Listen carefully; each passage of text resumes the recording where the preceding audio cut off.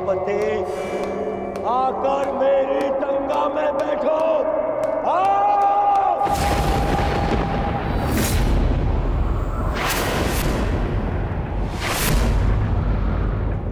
दुर्योधन!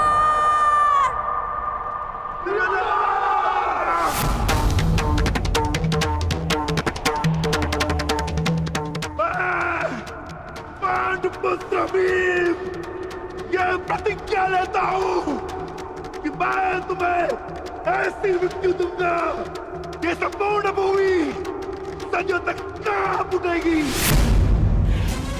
मैं तुम्हारी यही जंगल तोड़कर तुम्हारा प्राण ले लूंगा दुर्योधन। ये मेरा प्राण है, ये मेरा प्राण है, ये मेरा प्राण है।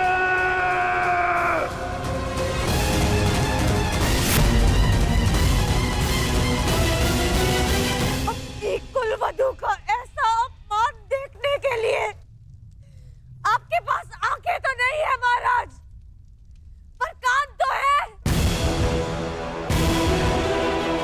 सुन तो सकते हैं कि ये हस्तिनापुर के विध्वंस के पंजाब है।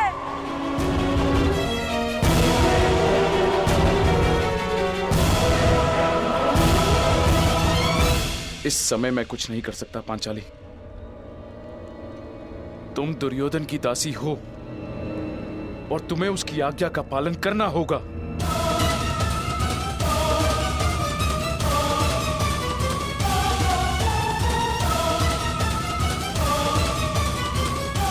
आओ दासी द्रौपदी,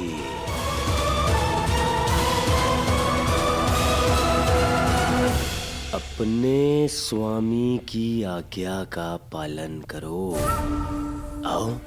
मैं यज्ञ की अग्नि से जन्मी यज्ञ सेनी हूँ दुर्योधन,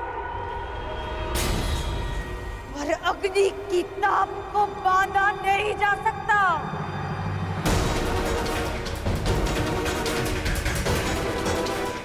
मैं दासी नहीं हूँ, मैं स्वतंत्र हूँ, और मैं अभी इसी क्षण इस राजसभा का तिरस्कार करती हूँ।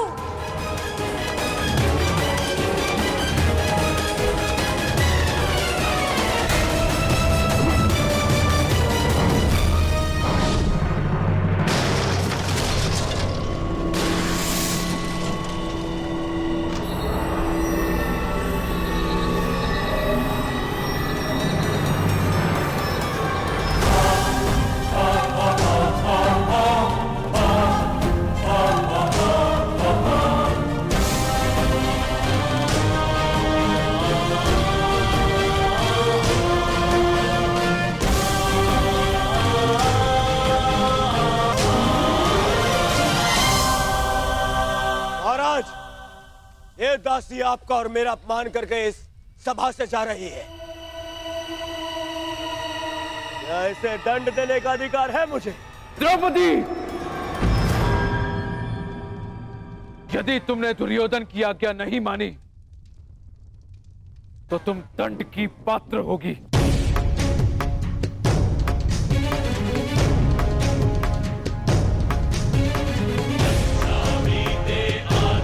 अभी मुझ पे यज्ञ की अग्नि का अधिकार,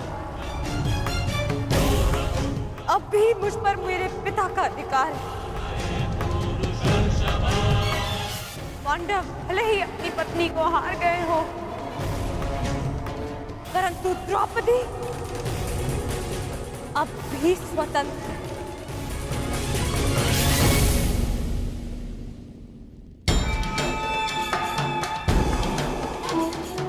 जब तक मन से स्वतंत्रता का मान नहीं जाता, तब तक दासत्व का भान नहीं होता।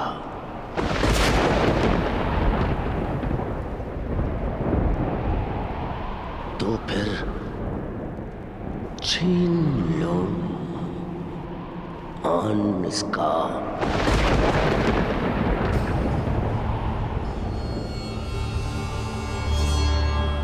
वस्त्र वस्त्र हरण करो इस दासी का।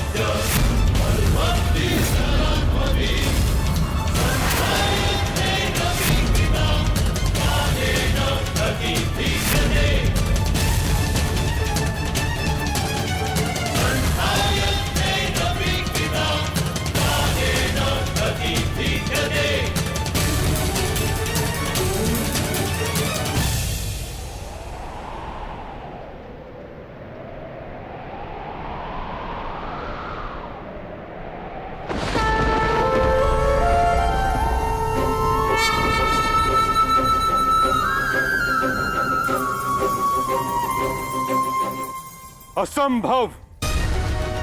तुमने इस विषय में सोचने का दुस्साहस भी कैसे किया दुर्योधन?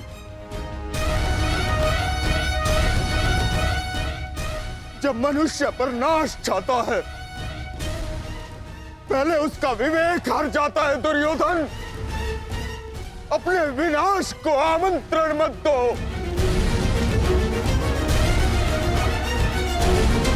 महामंत्री ठीक कह रहे हैं, ऐसा अनर्थ मत करो, मत करो।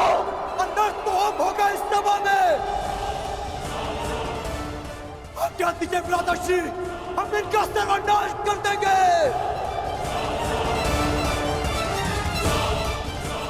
हाँ ज्येष्ठ, गुरुकुल में हुए इस पाप का कलंक मैं अभी यही कौरवों के रक्त से धोऊंगा। हाँ ज्येष्ठ, या तो हमारे प्राण ले लीजिए या फिर हमें इनके प्राण लेने की आज्ञा दीजिए। मौन रहो दास। दास हो ना? क्या तुम दास नहीं? क्या ये दास ही नहीं?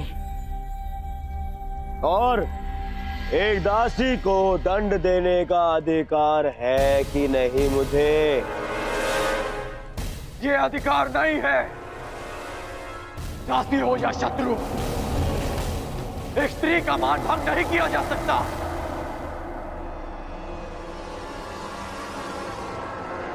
और वो एक कुलवधू है।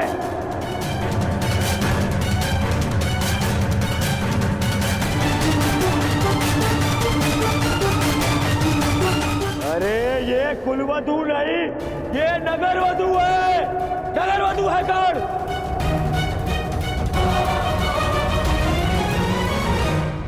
तुम बताओ कर्ण, जो हर 2 महीने में अपना पति बदले, वो कौन है?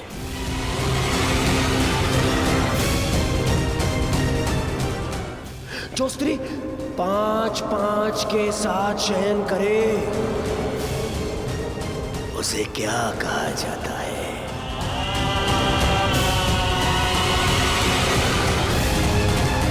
बताओ कर्ण। शब्दकोश में 5-5 पुरुषों के साथ में संसर्ग करने वाली स्त्री को क्या कहते हैं?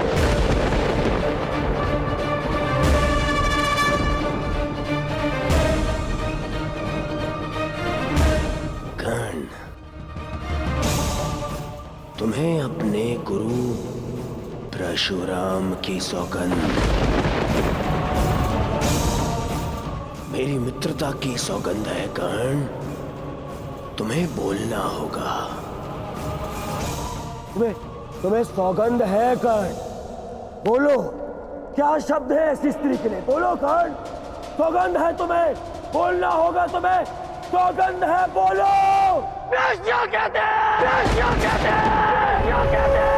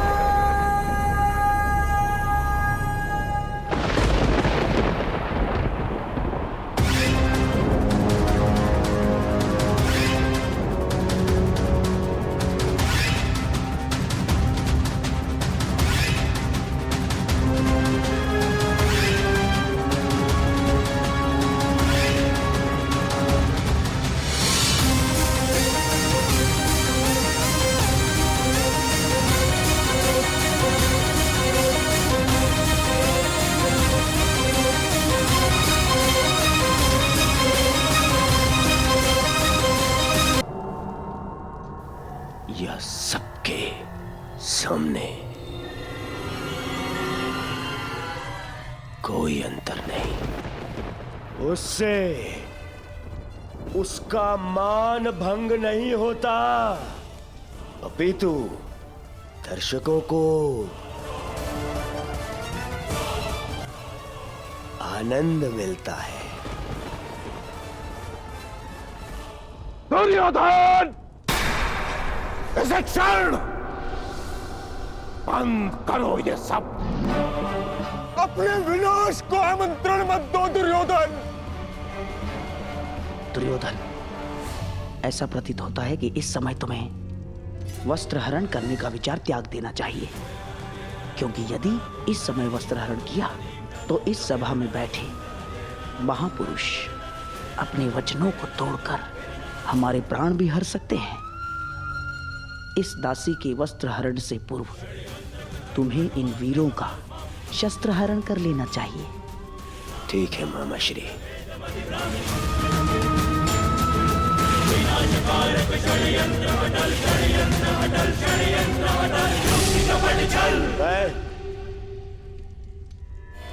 मैं इस दासी को क्षमा करने के लिए तैयार हूं,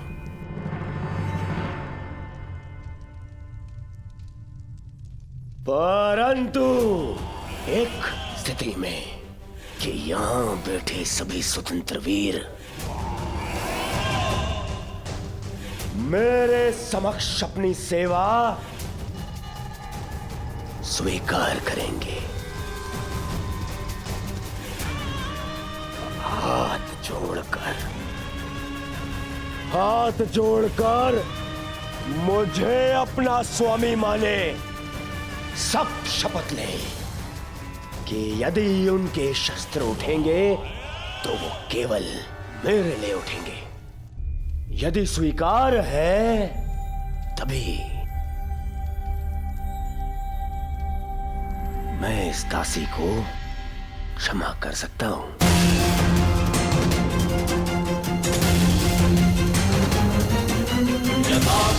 मुझे स्वीकार है कि हमारे शस्त्र केवल तुम्हारे लिए ही उठेंगे। हम शपथ लेते हैं, हम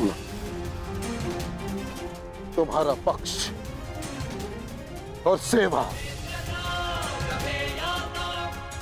कभी नहीं छोड़ेंगे। बधाई हो! दासी द्रौपदी को मेरे होने वाले सम्राट दुर्योधन ने क्षमा कर दिया, परंतु केवल एक अपराध के लिए। दुर्योधन, अगले अपराध पर तुम इसके साथ कुछ भी कर सकते हो, कोई कुछ नहीं कह पाएगा। दासी द्रौपदी को और एक अपराध के लिए उकसाओ दुर्योधन, उकसाओ, ताकि मेरी प्रतिज्ञा और तुम्हारा प्रतिशोध दोनों पूर्ण हो जाए, हैं? अधर्म ने धर्म के पथ पर चलने के सभी अवसर ठुकरा दी और धर्म का ध्वज थामने वाले मुख बैठे। सृष्टि को अधर्मियों के पाप ने इतनी हानि नहीं पहुंचाई जितना धर्मियों के मौन ने। ये मौन सब कुछ विध्वंस कर देगा। हस्तिनापुर का रथ अपने पतन के मार्ग पर बढ़ चुका है। जा दासी, तुझे क्षमा किया, परंतु तुझे मेरी सेवा में प्रस्तुत रहना होगा। सम्राट हूं मैं, हाँ? नपुंसक दासपतियों से जी भर जाए तो चले आना मेरे पास। ये तुम्हारे सर पे तुम्हारा मुकुट नहीं, तुम्हारा काल ना जाए।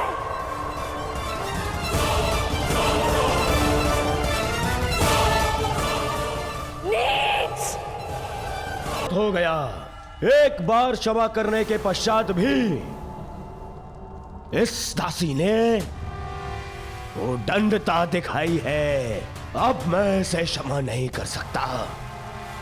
इस दासी का घमंड हरना होगा। आगे बढ़ो दुशासन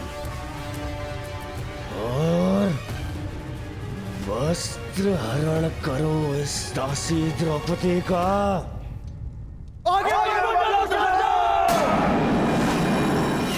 सर्वनाश हो जाएगा।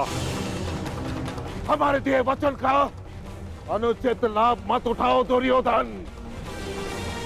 कौन रहिए आप सब?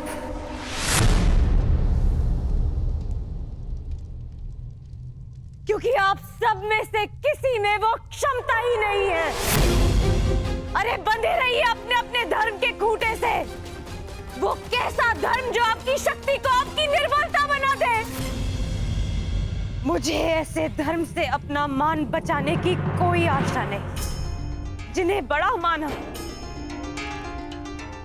वो सब तो अपने अपने धर्म से बंधे। जिन्हें पति स्वीकार किया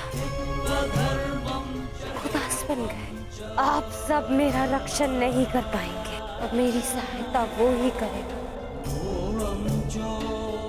जो सबसे बड़ा है और ये सारा संसार जिसका दास है।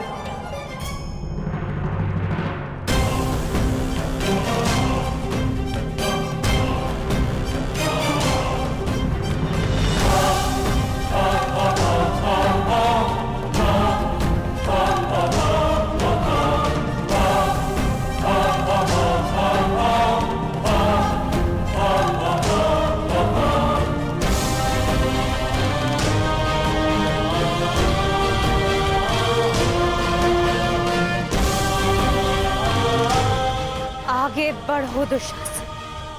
आज परीक्षा तुम्हारे बाहुबल की नहीं,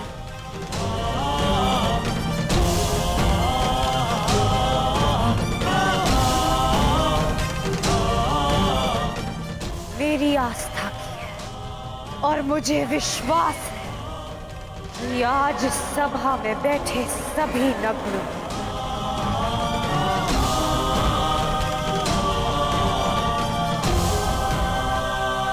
और द्रौपदी की रक्षा करने आप स्वयं आएंगे गोविंद।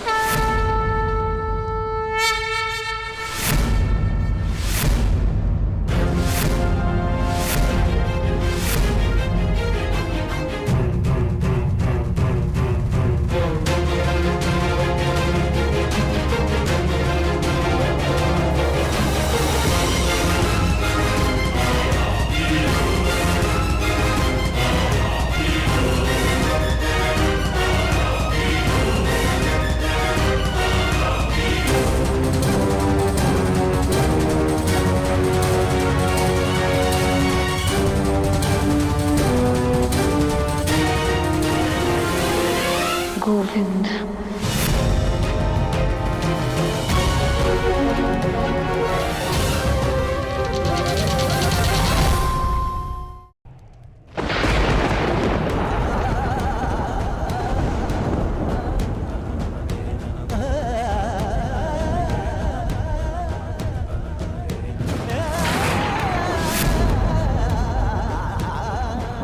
गोविंद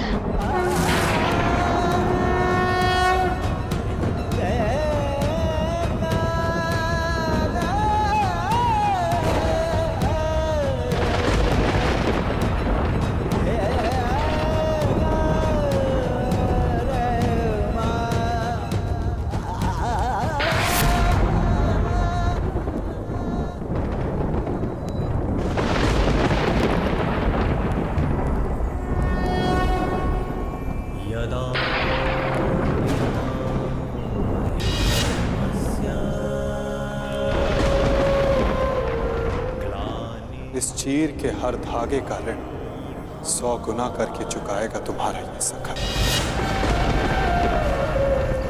अभ्युत्थानम् अधर्मस्य तदात्मानं सृजाम्यहम्।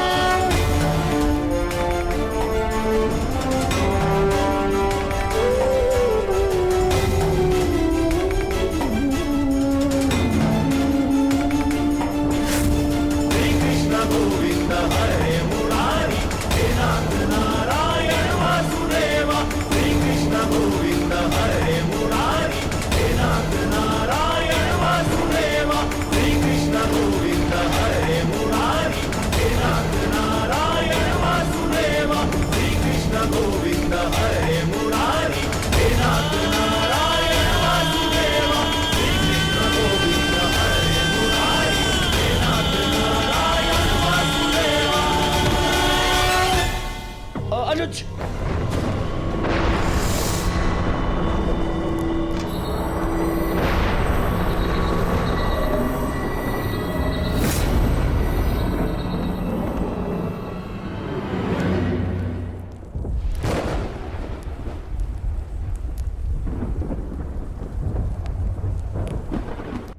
द्रौपदी,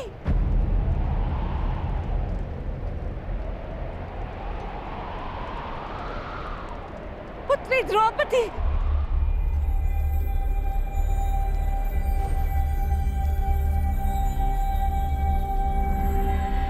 ये क्या अनर्थ हो रहा है सभा में?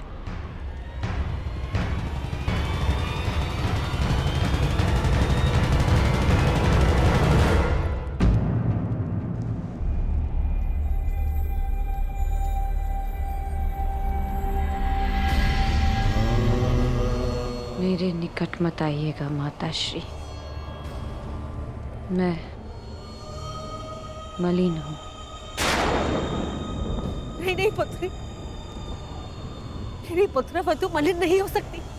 मैं आपकी पुत्र वधु नहीं, ना ही कुरुवंश की कुलवधु।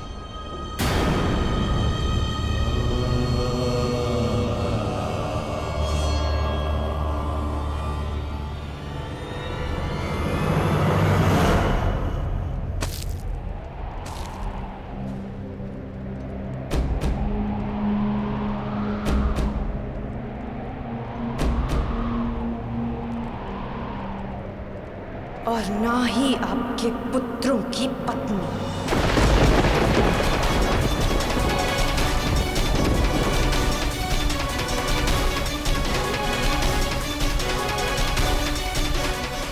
मैं एक जीता जागता शव हूं। शव, इस संसार की स्त्रियों की लुटी हुई मर्यादा का। मैं कुंड हूं, इस सृष्टि की सभी स्त्रियों के आंसुओं का। आज मैं अग्नि नहीं, आज मैं अग्नि सुता नहीं, स्वयं अग्नि हूं। इस मूक मौन सभा के शमशान में जलते हुए नारी के मान के चिता की अग्नि हूं मैं, जो सब कुछ भस्म कर देगी, सब कुछ नाश कर देगी।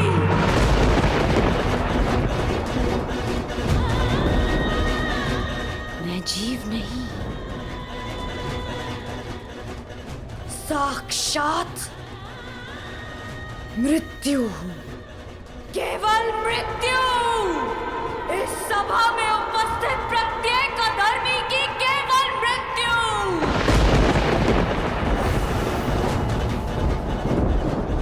जो इस नग्न सभा में विनाश का नग्न नृत्य करेगी, जो सभा मेरा अपमान देखकर मौन रही, वो सदा के लिए मौन रह जाएगी। मुझसे हरण किए गए वस्त्र इस सभा में सभी के शव वस्त्र बनेंगे।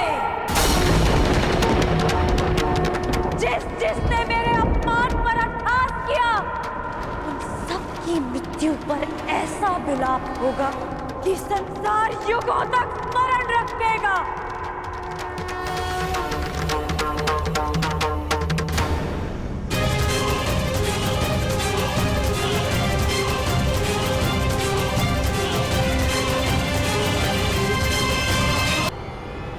श्राप देती हूँ इस सभा को। नहीं पुत्री,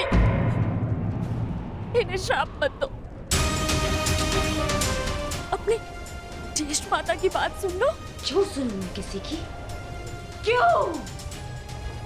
जब मेरी चीत्कार किसी ने नहीं सुनी तो फिर क्यों? क्षमा कर दो पुत्री।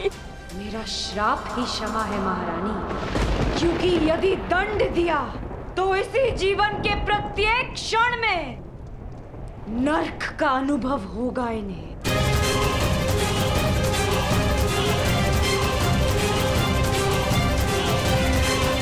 ठीक कहा पुत्री पांचाली।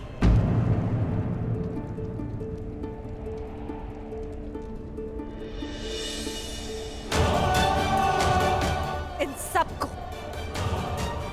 जीवन के हर पल नर्क का अनुभव होना चाहिए।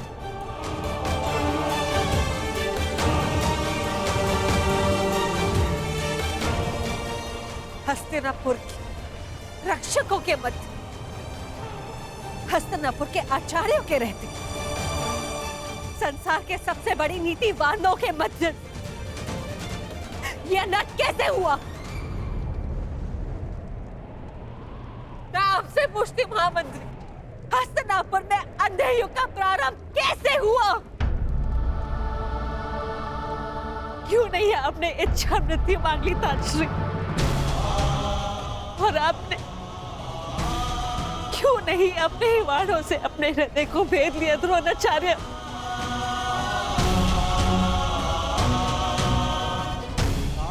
आज तुम्हारे मौन रहने के कारण देवताओं पर से विश्वास उठ चुका है मेरा। कैसे होने दिया ये अपना? कैसे बन गए इनके दास? कैसे? मैं द्वारका से कृष्ण की नारायणी सेना लेकर आऊंगी और बलराम के बल से विनाश कर दूंगी इसका।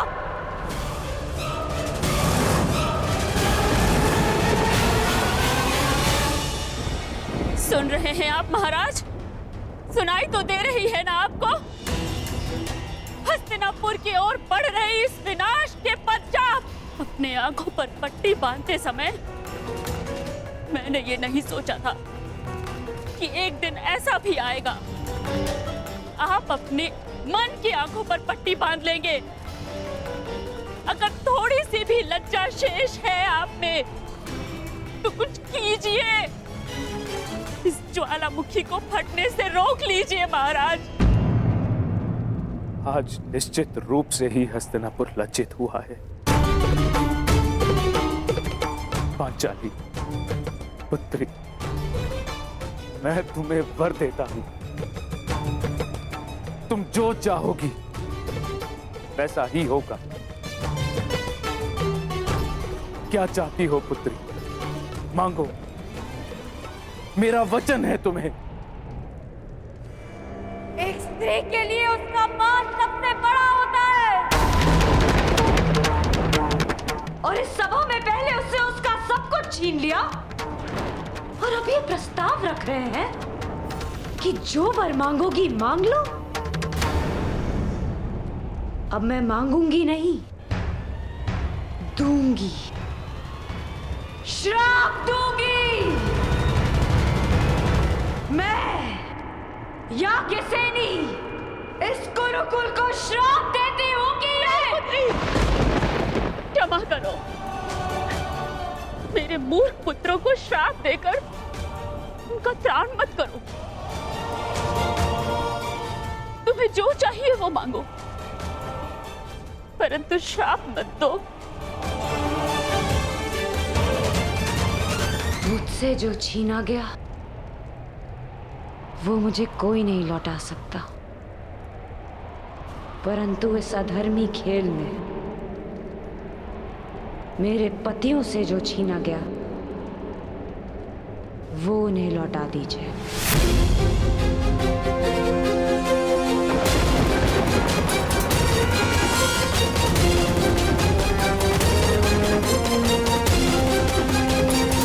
धर्मी खेल में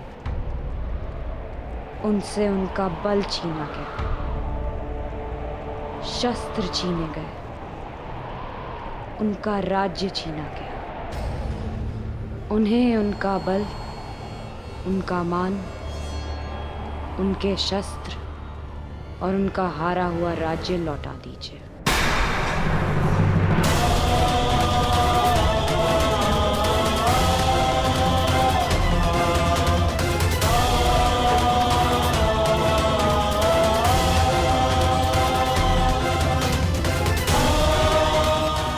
वाह, अब भी मौन है सब। और आप कह रहे थे दिया, जो तुमने मांगा दिया। पांडवों का राज्य, संपत्ति, शस्त्र और बल, मैं सब लौटाता हूं।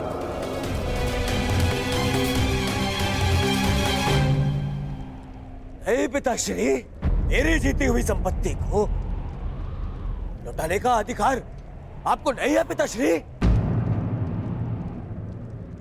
मैंने इस युद्ध में जो भी जीता है वो अपने बल पर जीता है, अपने।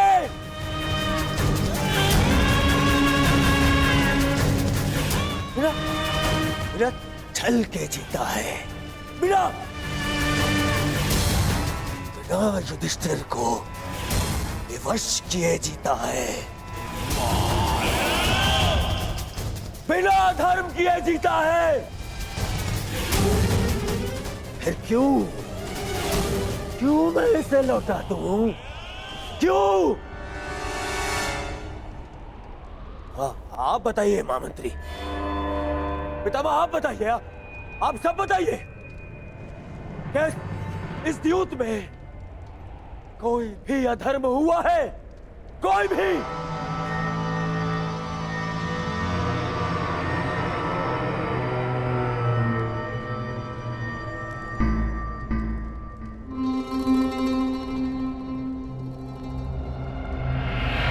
फिर से मौन हो गए सब। अधर्म सामने खड़ा होके पूछ रहा है कि उसने क्या अधर्म किया, और सब फिर से मौन। इस सभा में इतना सब कुछ हो जाने के बाद भी आप सब मौन हैं।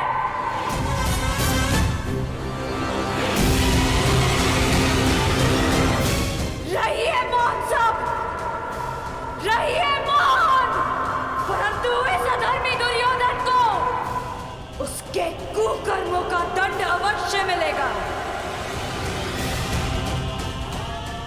और उससे पहले इस सभा में उपस्थित वो हर व्यक्ति जिसने मौन रहकर ये अधर्म होते हुए देखा, उन्हें उनके मौन रहने का दंड मिलेगा।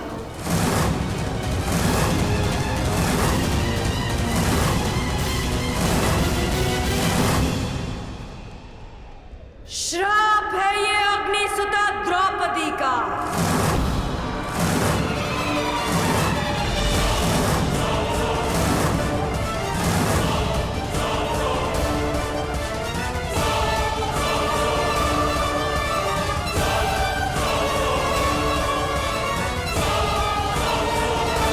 उपस्थित वो हर व्यक्ति जिसने मौन रहकर ये अधर्म होते हुए देखा, उन्हें उनके मौन रहने का दंड मिलेगा।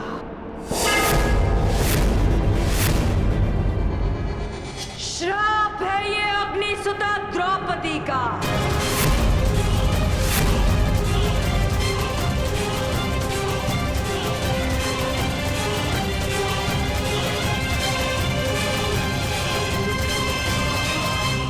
पांचाली, वहीं रुक जाइए महान पांडु पुत्रों। मैंने आपको क्षमा नहीं किया, अब आप सबका मुझ पर कोई अधिकार नहीं। वो अधिकार आप पहले ही हार चुके हैं, और उसका प्रतीक है ये खुले हुए केश, जिन पर अब कभी चूड़ामणि नहीं सजेगी।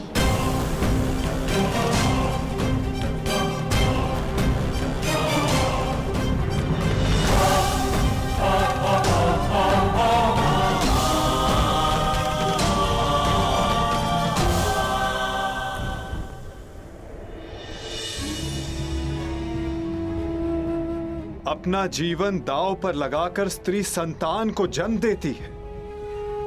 पुत्र के जन्म में अपना नया जीवन खोजती है। पीड़ा के उन पलों में भी उसकी आंखों में दुख के अश्रु नहीं होते। मुख पर प्रसन्नता, मन में संतोष होता है। और बदले में हम पुरुष उसे क्या देते हैं? पुरुष के किए गए हर कार्य का दंड अंततः स्त्री को भुगतना पड़ता है। क्यों? राम को दंड देने के लिए सीता का हरण होता है। सीता को ही अग्नि परीक्षा क्यों देनी होती है? युद्ध पुरुष करता है और पराजित स्त्री होती है। वीर गति पाकर पुरुष स्वर्ग भोगता है और विधवा होकर स्त्री नरक भोगती है। क्यों? क्यों पुरुष का अहंकार जगता है और स्त्री की स्वतंत्रता को सुला दिया जाता है? जुए में, मदिरा के मद में धन पुरुष खोता है और भूख स्त्री के भाग्य में आती है। क्यों? विवाह के पश्चात स्त्री सौभाग्यवती बनकर घर में आती है और उसके मस्तक पर सिंदूर के रूप में उसके पति की दासी होने का चिन्ह लगा दिया जाता है। अपनी इच्छा से 100 पत्नियां रखने वालों को पराक्रमी समझा जाता है और दुर्भाग्यवश एक से अधिक विवाह करने वाली महिला को वैश्या कहकर पुकारा जाता है। क्यों? पुरुष असफल होकर संसार का त्याग करता है और अपना घर संसार चलाने के लिए स्त्री को संघर्ष करना पड़ता है। क्यों हम पुरुषों के हर दुष्कर्म का फल स्त्री को भुगतना पड़ता है? जो जीवन देती है उसका अधिकार तो केवल आनंद, प्रसन्नता और सम्मान होना चाहिए। फिर उसका चीरहरण क्यों होता है? स्मरण रखना, जब तक स्त्री को मान, सम्मान और अधिकार मिलेंगे, ये सृष्टि फलेगी, फूलेगी, विकास होगा। और जब जब स्त्री का मान भंग होगा, जब जब उसका अभिमान पुरुष के दम तले कुचला जाएगा, तब विनाश होगा। हर बार एक नए रूप में एक महासंग्राम होगा, एक महाभारत होगा।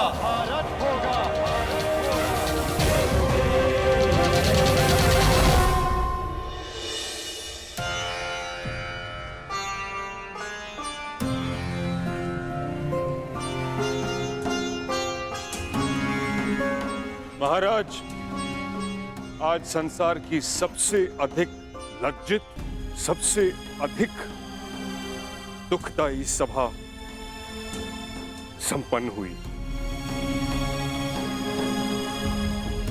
अब आज्ञा दीजिए। नहीं है आज्ञा।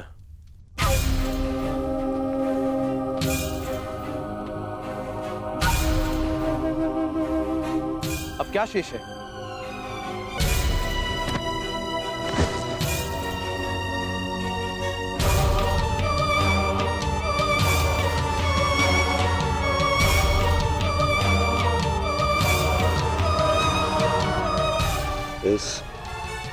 इस सभा को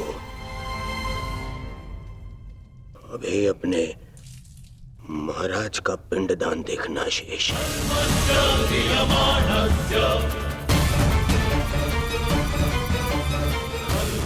नारिकेलम समर्पयामि। ये क्या अनर्थ कर रहे हो दुर्योधन? अपने पिता का तर्पण कर रहे हो मेरे जीते जी? हाँ, आपका पिंडदान कर रहा हूं।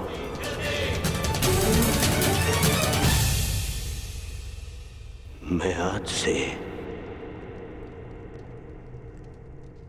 अनाथ हुआ पिताश्री।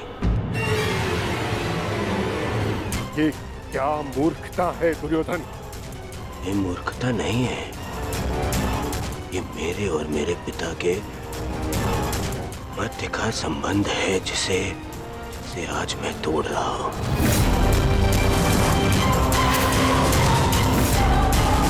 और आप इस संबंध से जुड़े हुए नहीं हैं, इसीलिए मौन रहिए पितामह।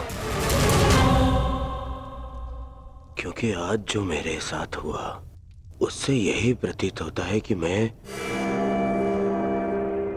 पिता विहीन हूं। एक पिता अपने संतान के लिए जीता है।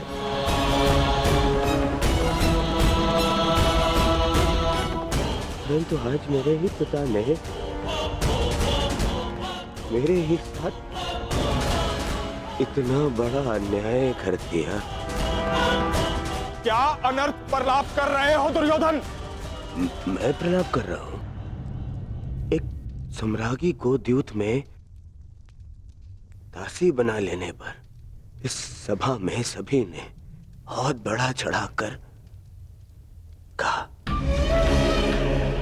सब मेरे विरुद्ध हो गए, परंतु मुझसे बिना किसी कारण के एक श्राप के भय से मुझसे इंद्रप्रस्थ छीन लिया गया, मेरा साम्राज्य छीन लिया गया। और इस अन्याय के कारक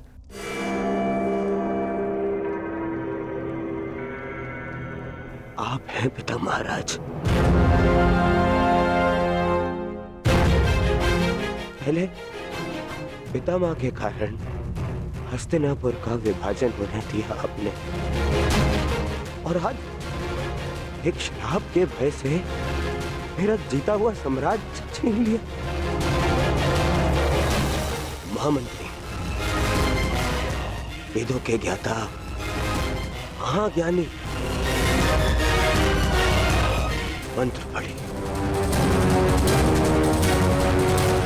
मैं आज अभी इसी क्षण अपने पिता का श्राद्ध करूंगा।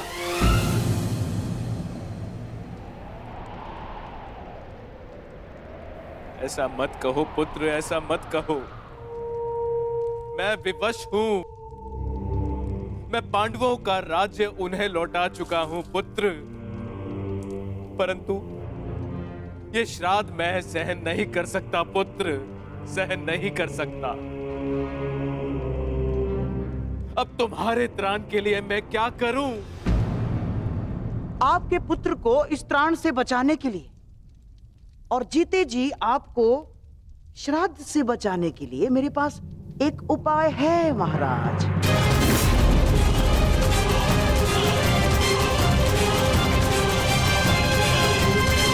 ये द्वार क्यों बंद हो रहा है? क्या मूर्ख कौरव इसी क्षण युद्ध चाहते हैं? प्रणिपात श्रीमान, महाराज ने आपको स्मरण किया है और लौटने के लिए निवेदन भी किया है। कह दो उनसे हम नहीं आएंगे। अब ना हमें उनका निमंत्रण स्वीकार है और ना ही निवेदन। ये निवेदन नहीं है अनुज। यदि ये निवेदन होता तो द्वार इस प्रकार बंद नहीं होता। ये आदेश है। तुम्हें आदेश और ये द्वार दोनों तोड़ दूंगा। हम लौटेंगे तो बस युद्ध के लिए। नहीं अनुज भीम, नहीं।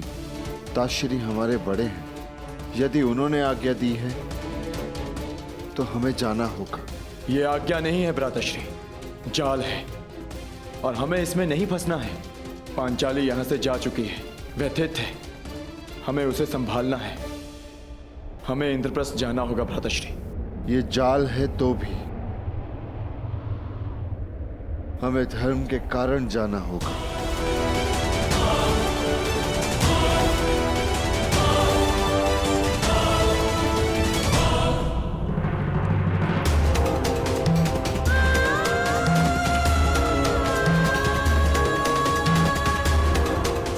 पुत्री, रुक जाओ। इस अनर्थ का दंड अवश्य दिया जाएगा कौरवों को। यदि मन में क्लेश हो तो मुझसे बात करो, तुम्हारा मन हल्का हो जाएगा, परंतु इस तरह स्वयं को मत जलाओ। पाचन पुत्री, वहीं रुक जाइए माताश्री। ये द्वार मेरे और आपके मध्य की सीमा है, इसे पार मत कीजिएगा। पांचाली को एकांत चाहिए।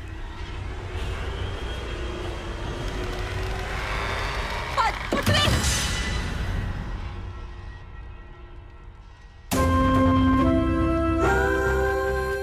लीजिए ज्येष्ठ, आपका आदेश ना मानने वाली दासी। आओ दासी द्रौपदी, आकर मेरी टंगा में बैठो। आओ! वस्त्र हरण करो इस दासी का, जो हर 2 महीने में अपना पति बदले, जो स्त्री 5-5 के साथ शयन करे, उसे क्या कहा जाता है? बताओ कर्ण। शब्दकोश में 5-5 पुरुषों के साथ में संसर्ग करने वाली स्त्री को क्या कहते हैं? बोलो। क्या कहते हैं? क्या कहते हैं? क्या कहते हैं? क्या कहते हैं? क्या कहते हैं?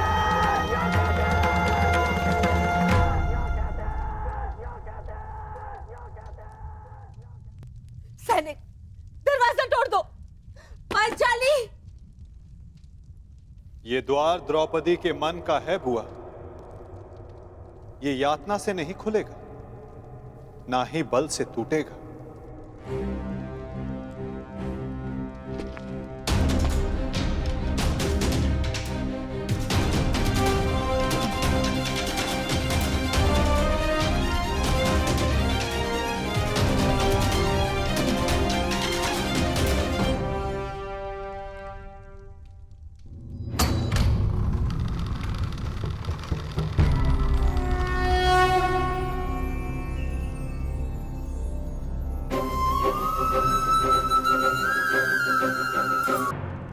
सखी,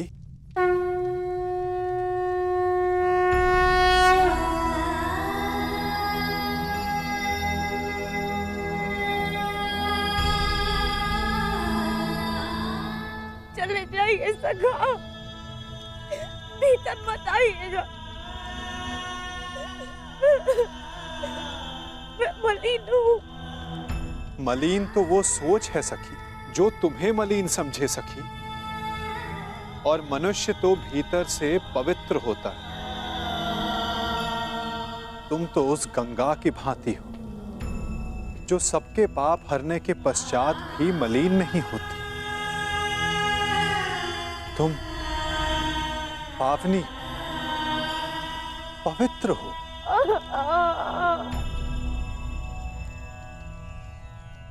चले जाइए केशव, मेरे संताप का ताप बहुत तीव्र है। कदाचित ही मेरे सखा को भी क्षमा न करे। सखा हूं तुम्हारा, तुम्हारे सुख दुख हानि लाभ में बराबर का भागीदार हूं मैं। तुम्हारे सुख में आनंद किया और आज अपने हिस्से की पीड़ा तुमसे लेने आया हूं, तो अपने भागीदार को उसका अधिकार नहीं दोगी सखी?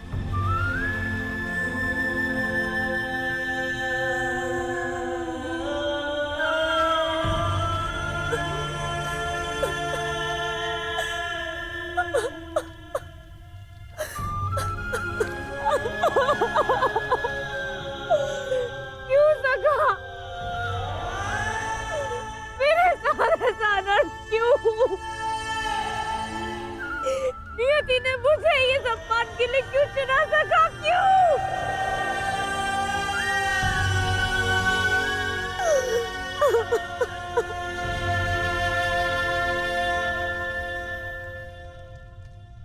क्यों? ये क्यों बड़ा भयानक होता है सखी? चूंकि हम इस क्यों के उत्तर को खोजते रह जाते हैं, और अपना लक्ष्य खो बैठते हैं।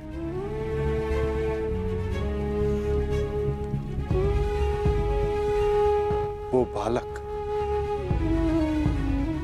जिसने जन्म लेते ही अपने माता पिता को खो दिया, जिसने जन्म की प्रथम रात्रि को मां का आलिंगन नहीं मिला, ज्वार खाती यमुना का आलिंगन मिला। यदि वो बालक नियति से इस क्यों का उत्तर मांगता, तो क्या मथुरा और गोकुल की नियति को बदल पाता? यदि सीता नियति से पूछती कि रावण ने उनका ही अपहरण क्यों किया, तो क्या ये संसार रावण से मुक्त हो पाता?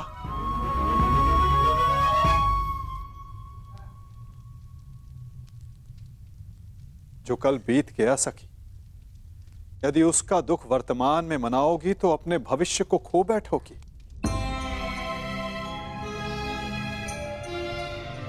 जब अपराध तुमने नहीं किया तो तुम क्यों भीतर से जल रही हो सखी? उन्हें जलने दो जिन्होंने ये पाप किया है। तो मार्ग बताइए सखा,